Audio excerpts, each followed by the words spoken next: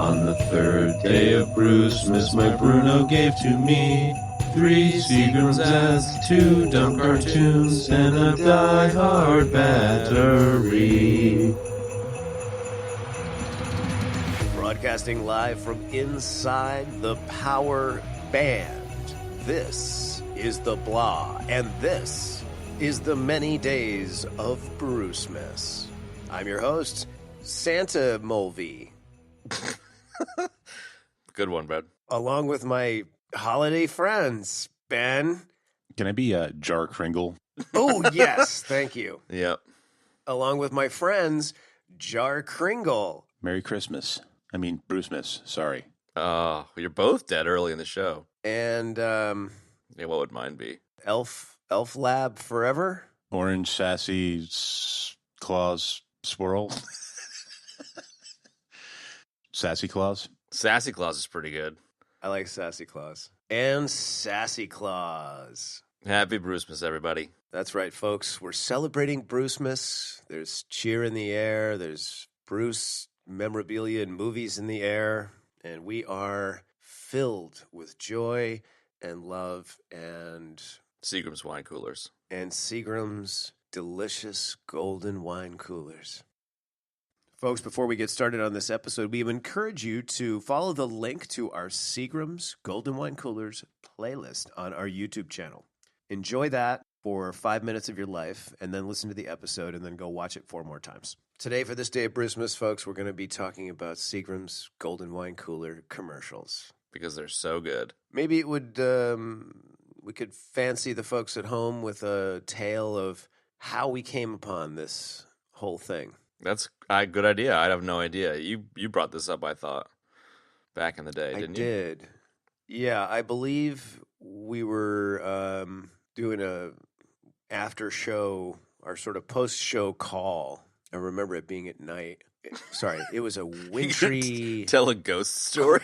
It was a cold, wintry night. We were having our post-show conversation. Remember one wintry evening after eating Indian. It was a cold, wintry evening, and we were doing our post-show call, trying to figure out what to do for next week's show. Somebody suggested doing a Bruce Willis movie. That's when we recalled the Seagram's Golden Wine Cooler commercials. And the rest is history. I probably ejected right there and watched one, to be fair, when you brought it up. Yeah. It's too good to not want to see what the hell's going on. If I remember correctly, we all ejected to watch the one with with Bruno and all the boys on the porch. It's a classic. Oh yeah, that's the classic, exactly. That's where it started for sure. Because somehow I think I started looking up Bruce on YouTube, and then I came across that, and then I was like, oh my god, The legend was born. and then that was it. Jar Ego, and I started singing the songs, and Chad left. Immediately. We Yeah. started singing them immediately. Sounds like me. And so we wanted to do an episode on the commercials, and it was a lot of fun tracking down and watching the, 11-ish commercials on YouTube. Fuck, they're great. It's joyous. And if I just may start off by saying, I watched these commercials many times, the entirety of the playlist, and I could watch these like I would watch Brimley talk about oatmeal in the morning. Fair enough. Brimley with oatmeal in the morning, Bruce with Seagrams at night. I mean, I could watch it all day. It's so good. It was pretty good, man. I think my favorite part about it was, I whipped up a playlist and put it on our YouTube page, which I'll link to in the show notes for anyone that wants to check it out. But just search for, Bruce Willis Seagrams, and then just open new tabs for anything that I saw. And the order of the playlist is essentially kind of the order of random clicks, and I just love the way they all played together. Especially loved finding a twice as long version of Bruno prancing around with models, which it absolutely delighted me. Oh, that was delightful. I was just losing it on some of these ones. Yeah. It's not often that a commercial makes me laugh, especially when it's kind of not trying to. Yeah, it is. It's definitely not often that a commercial makes me chuckle. Most of them just want to make you claw your eyes out. Pretty much. Let's go over to Jar Kringle. Any thoughts on the Seagrams commercials? Yeah, funny, cringeworthy, all of the above. Definitely. Yeah, Bruno prancing around with supermodels. Do the "This Is Where the Fun Starts" song. Good stuff. Ugh. I definitely like the one where he approaches the woman at the bar, and she's like, "I'm waiting for my friend," and he's like, "Oh, is that when the fun starts or whatever?" Or, "Oh, when he shows up, is that when the fun starts?" I think is what he says, and she's like, yes. "Not he, she." And then he like makes a ploy to the watcher to join him. Breaking the fourth wall. So good. Yeah. So great, man. Imploring that he needs a wingman, a confident wingman. I need a confident man. Yeah. I can't do No, that was pretty I good. can't do Bruno at all. Well, you know what, Ben? I think the funny will come in you and I attempting to do Bruno impressions, and sort of the more horrible they are, the better. Fair enough. Because sometimes that's just how it plays out. I just can't get over how much these commercials were like relatively seriously trying to convince you to buy Seagrams wine coolers as at a bar for a girl you're trying to pick up, and how that would play out, and it was just like fucking hysterical. Like the only thing that comes close to this in my mind are the old Zima commercials. And the oatmeal commercials. Yeah, but the oatmeal commercials are a bit different. You know, that's Brimley trying to convince a mom to buy oatmeal. It's not like a creepy dude with a huge shoulder pad blazer trying to, like, you know, roofie a girl in a bar. You know, it's a bit weird. Fair enough, man. But just a couple of things. If I may digress for a moment. You can digress anytime you want. Thank you. Brimley, he's not trying to... He's not trying to sell a mom oatmeal. You are having like here's the thing about the Brimley commercials. You're eating oatmeal. Okay, that's it. There is no second direction. There's no third direction. You will be eating oatmeal that morning. And if you don't, not only will he give you a stern talking to, because as we discussed in a previous episode, he does not yell. He will also shame you into eating oatmeal. Because that's how he rolls. He doesn't yell at you. He just lets you know how disappointed in you he is, and that makes you feel even worse. Exactly. I appreciate you defending Mr. Brimley, but it's not Wilford Bronica, it's Brucemas, so we need to gotta, you know. Wilford Bronica. Okay, hold on. There's a second part of this, dude. Oh, good. What if Brimley was doing the Seagrams commercials? Oh, that'd be pretty good. That would be pretty good, man. You got to get yourself a nice cold, wet and dry glass. Ice cold Seagram's golden wine cooler. Sticks to your ribs. You see it's wet and it's dry, and it sticks to your ribs. Get it all up in your mustache, and it's no big deal. Now, I'm going to ask you this, and I'm going to ask you only one time. I need a wingman. I need a confident wingman to hang out with these young ladies. Come in here and help me out. Help me fondle these two young girls here. What do you think? Oh, fuck. It would have been a lot creepier if it was old man Brimley, to be fair. Too much? All right. It was, yeah, maybe. I don't know. It's a little weird. It didn't sit right with me. I'm uncomfortable now. Okay, digression can be over. There you go. All right, so I've got a couple of questions for the two of you. So, barring the classic porch Seagrams, which is arguably the best one, okay? Yeah. We can all agree on that, right? Yeah. What is your favorite one beyond that? Take a couple of moments to confer with yourselves, and then we'll get back. And I think some game show TikTok music would be perfect right here. In honor of the recently deceased Alex Trebek, we'll borrow that. Yes, totally, man. Rest in peace.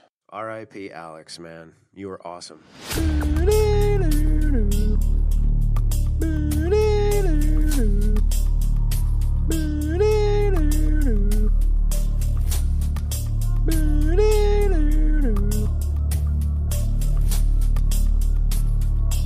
What do you reckon, Benny? I think just because of its sheer stupidity, it would be the blues lesson one. The 15-second one where he's doing the sax thing? Yeah. There's a dude with the sax, and he's like, blues lesson, Seagrams, and the dude plays, you know, a note. Yeah, a little line with each each word from Seagrams Golden Wine Coolers, and I think we should insert it here, to be fair. It's only 15 seconds. Oh, definitely. Watch this. Blues class. Repeat after me. Seagrams. Golden. Wine cooler.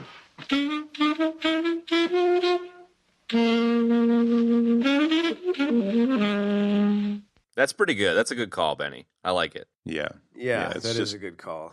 It's just short and sweet and really dumb. Yeah, that's a confident, solid call. I think I'll go the opposite direction and go with the 1 minute long Broadway dance montage one. Like that was just I fucking lost it. I was laughing so hard. This is where the fun starts.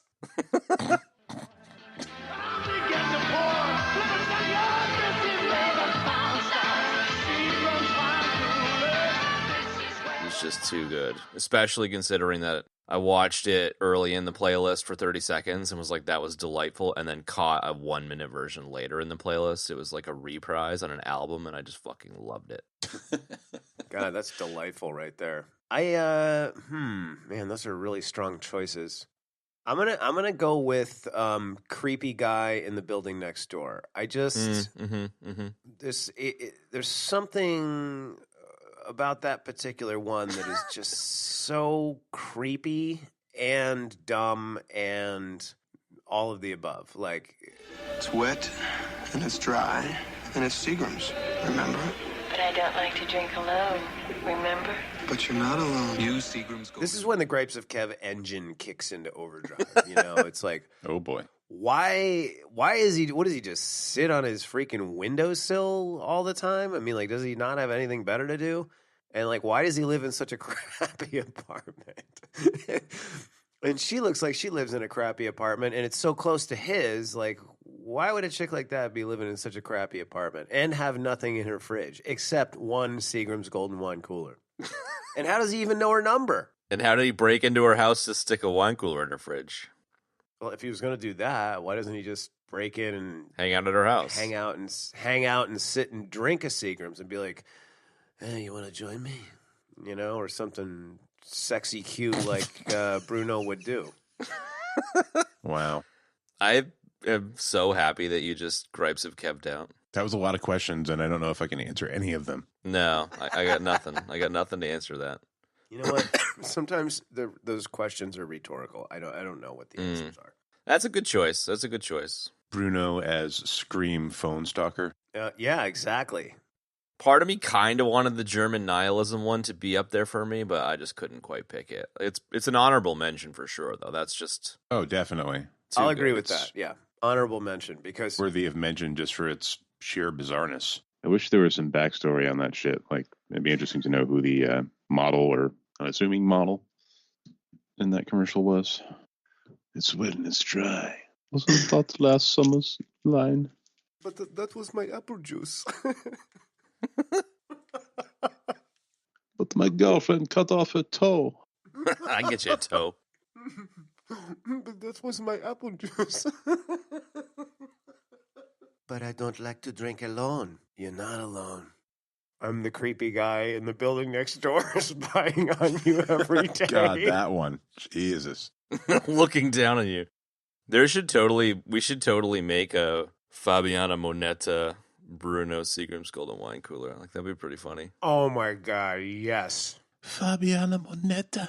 I want some waffles and a Seagram's Golden Wine Cooler. Well, if you just mash up what's actually there, it's super easy and funny. That's true.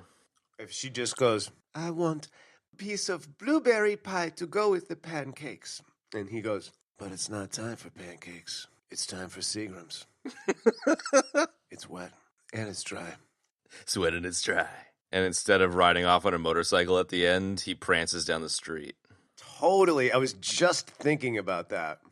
The oversized suit with the T-shirt. Ah, perfect. Everything looks different in winter. It's so weird. It's like a German. It's like an amateur German, film. That's just too weird and too serious. Yeah, it's like a student film kind of. Yeah, totally. Yeah, it's like a German indie film, amateur indie film that you'd see at weird festival at 1 a.m. in New York or something like that, and you just wouldn't feel right afterward. Yeah, you know, a lot of people don't know this, but that commercial was it was directed by Werner Herzog. That's amazing. Now, in this scene, I want you to take the Seagrams golden wine cooler, and I want you to walk over and offer it to her and talk about winter. The barren wastelands. Don't forget to mention the winter. I now officially believe that's your James Cameron's dad on the shitter moment, Benny. I now officially believe that Herzog directed that. Yes, another EBD theory. Another Brucemas miracle, ladies and gentlemen. That is a Brucemas miracle right there. Yeah, there's some other notable ones in this, man. I mean, Sharon Stone makes a very early career starring role in these. Well, this was like right. I mean, certainly for Sharon Stone, not so much for Bruno, but this was like right as their careers were exploding. You know, I mean, hers didn't really explode until Basic Instinct. I mean, she did Above the Law with Steven Seagal. That classic. That's actually a good movie. Above the Bear Claw. Above the Bear Claw. Yeah. That's my. Hey, did you guys know I invented the bear claw? Yeah, I named a movie after it. On Bruno's career, were you guys familiar with his role in Moonlighting? Because that was way before my time. Absolutely. I wasn't familiar with it. I was aware of it, though. Right. I mean, I was young, but my parents, I'm pretty sure, watched Moonlighting, and so I would just kind of sit and watch it with them because that's how TV worked back then. Yeah. And I don't know. I found him to be incredibly funny. You know, like I just always thought he was really funny. He was always running around like a maniac, and I mean, looking back on it now, he just seemed like really sort of pent up, horny, and he could never get her to sleep with him. And that was like a large part of the tension there on the show. Who was his co-star in that? Sybil Shepherd.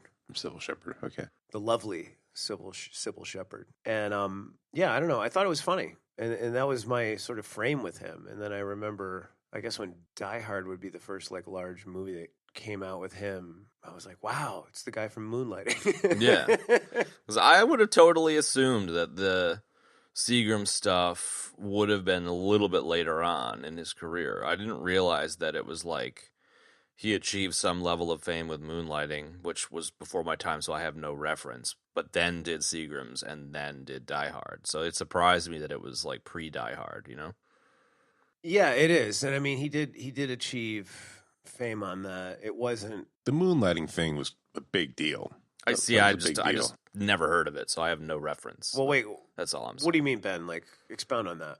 No, I just remember like Moonlighting being a big deal and it being really popular, and he was very well known for that. So, like a Mork and Mindy, or like Friends, or something like a big Seinfeldy style hit. In that vein. Yeah. Okay. Yeah, definitely. I mean, it was definitely a comedy drama more than like a sitcom.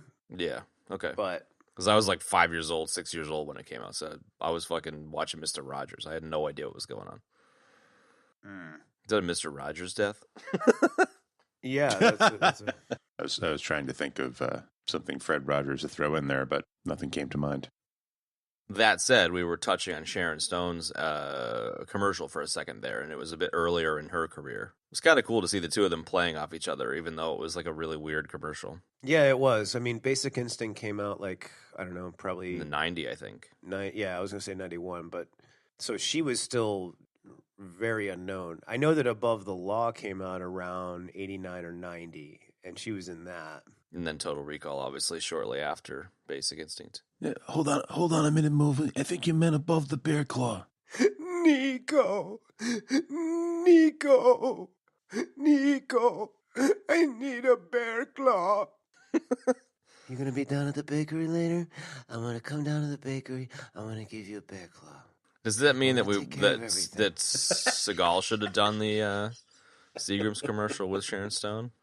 Oh my God, I'm just trying. I can't even wrap my head around that. Do it, Ben. Or maybe Seagal should have done the Seagrams commercial with Bruno. Oh my God, that's scary.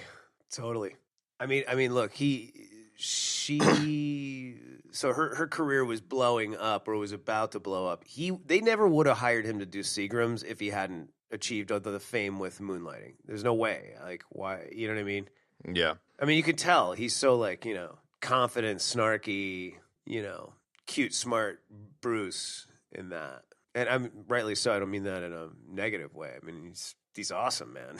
Those commercials are awesome because he's like that. It's and like because he's Bruno. 5 minutes runtime for all of them. It's so worth the 5 minutes. It's not even funny. Oh my God. It's worth 20 minutes watching it 4 times, folks. So please. That's a very Wolverine thing to do. It is. So please enjoy it 4 times. Do we have any other commercials we want to chat about? Well, I don't know. These commercials are so ubiquitous. So I don't know what the word is. I'm secretly like, please make up a word. Please make up a word. Oh man, please. Ambiguity. Friend of the show, W. I'm just surprised that these are not more in. You know what? I agree. More in the cultural lexicon that is Bruce Willis. Yeah. That I'll being agree. said, I'm also not surprised because it's really only nerds like us and the people that listen to this show that would be totally into the Seagrams commercials. Even though, in my personal opinion, everybody should be into the Seagrams commercials because they are awesome. They're so 80s. It's not even funny. Oh my God, they're so 80s, dude. I'm kind of bummed out. I gotta say, if I had one real gripe, it's that we never got more porch Bruno. You know, like there was only one and it was so ridiculous. And why was there never a sequel to that? You know, like I think that would have been a great thing, you know, to see a sequel to the porch Bruno because it was like there was only one sort of down home, you know, porch one, and then every other one was like, it's a steamy night and I'm drinking Seagrams. It's wet and it's dry, you know. Well, there is the one where he's got the fedora on and he's like, you know, let's do one from Mr. Seagrams. And like, you know, they kind of go around the room. The dude plays the guitar, and I think it's like his porch crew, but they're like hanging out in a bar. That was more in the vein of your blues guy, though. Yeah, that's kind of either if the porch crew after the Seagrams commercial was like, hey, you know what? That was great. Let's form a band and start touring. See, I was coming the opposite direction with that, where like the band normally hangs out in a shitty Philadelphia bar, but they went and recorded their studio album in a farmhouse somewhere, and that's where that one came from. I was going the other direction with that. You're saying in the part 2 of the band one. No, I'm saying that like the Bruno as a blues man in like a shitty dive bar is the norm, and they went out to the country to record an album. And that was where they ended up on the porch. So I was coming at it from the opposite direction. They went down to a southern plantation to record their album. Yeah, exactly. The mashed potato Johnson. I'm Mashed Potato Johnson. You need to learn about the blues. Here's the thing. They're at so in Chad's quantum reality of Seagrams commercials, the bar scene comes first. Yeah. And then they go to record their album at a farmhouse. Yeah, yeah. Okay. And then he comes out, listen, fellas. No.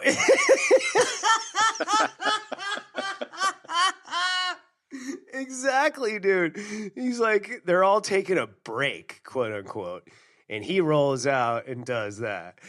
Hey, fellas, you know, I was just sitting in here drinking a Seagrams golden wine cooler. Why don't we do a song about that? Yeah, that's right. That's kind of the vibe I got. And Mashed Potato Johnson's there, and he's like, fire it up, Bruno. That solves where Bruno got his blues street cred from. It was Mashed Potato Johnson. That's it. Totally. There you go. We answered your question. Nice one, dude. I love it. His agent was like, you know, Bruno, you're great, but we need to create more depth to your image. We're gonna send you down. You're gonna become a blues man.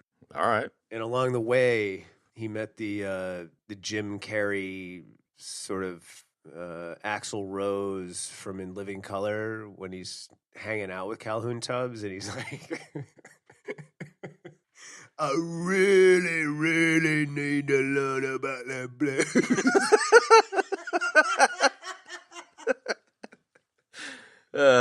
I love how In Living Color is coming into this. That's great. Oh my God. In Living Color was the shit. Well, I'm glad we nutted that out. I like that. Yeah, that was really good.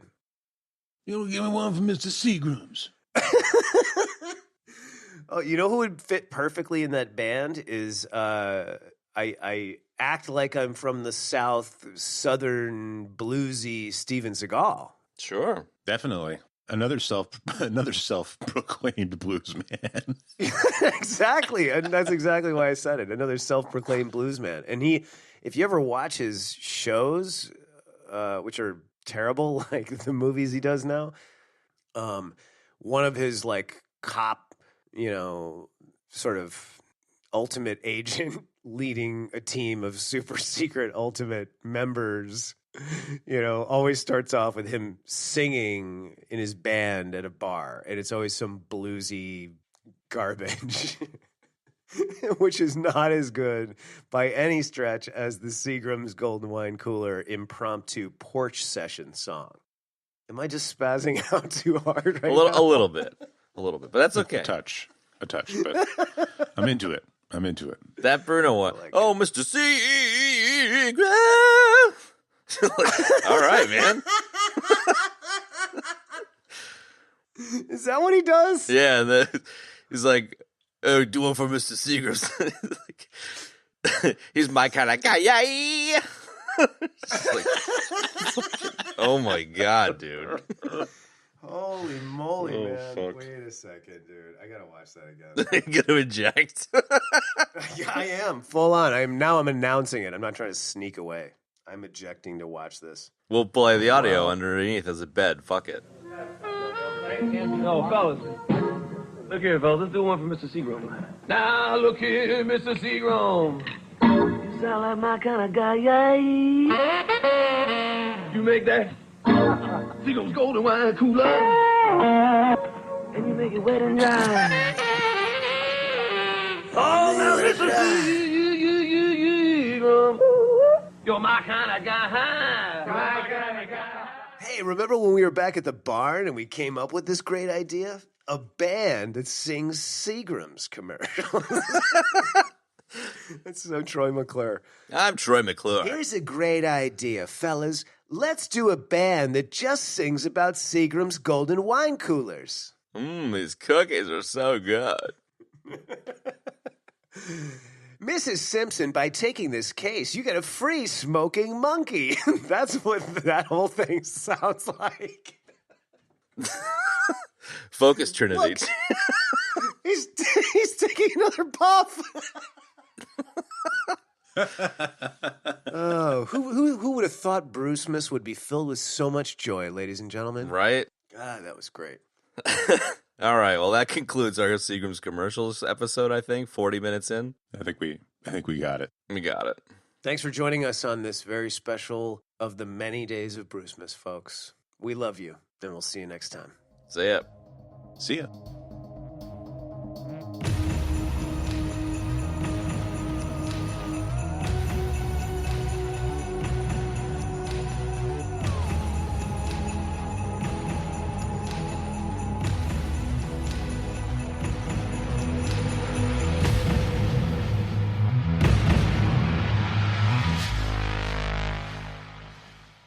I remember one wintry evening after eating Indian.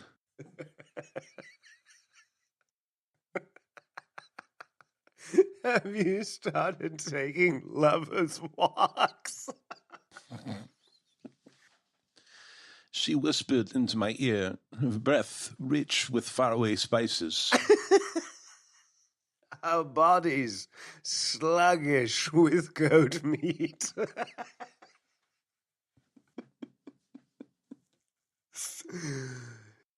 I really, really need to learn about that blues.